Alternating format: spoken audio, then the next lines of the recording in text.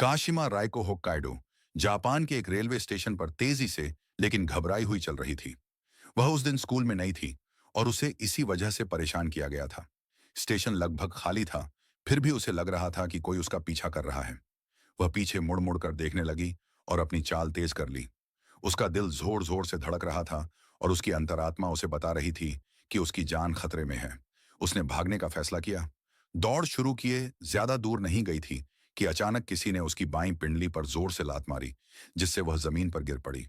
रायको दर्द से चिल्लाई और अपनी छिली हुई टांग पकड़ ली। जब उसने ऊपर देखा तो उसने अपने नए सहपाठियों को हंसते हुए देखा। एक लड़की ने कहा, हमारे स्कूल में तेरे जैसी बदसूरत बच्ची को कौन आने देगा। रायको ने सिर झुका लिया।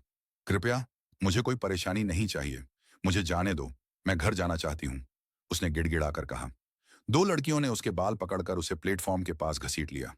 वह दर्द से बस रो ही सकती थी। फिर उन्होंने उसके हाथ पैर पकड़े और उसे पटरी पर फेंक दिया, ठीक उसी समय जब ट्रेन आ रही थी। टक्कर लगते ही रायको बेहोश हो गई।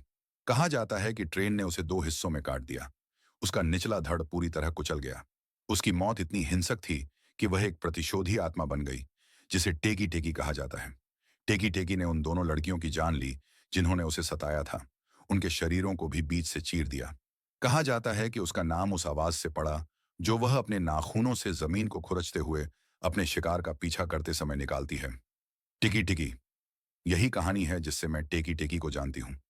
शायद इसी वजह से बदकिस्मती मेरा पीछा नहीं छोड़ती। जब मैं छोटी थी, मेरे माता पिता की कार दुर्घटना में मौत हो गई। मैं तो बच गई, लेकिन जिंदगी भर के निशान लेकर। सच कहूं तो मेरे चेहरे पर आज भी एक दाग है। कोई भी बच्चा ऐसे सदमे और नुकसान से नहीं गुजरना चाहिए। कई साल बाद मैं दूर के रिश्तेदारों के साथ रहने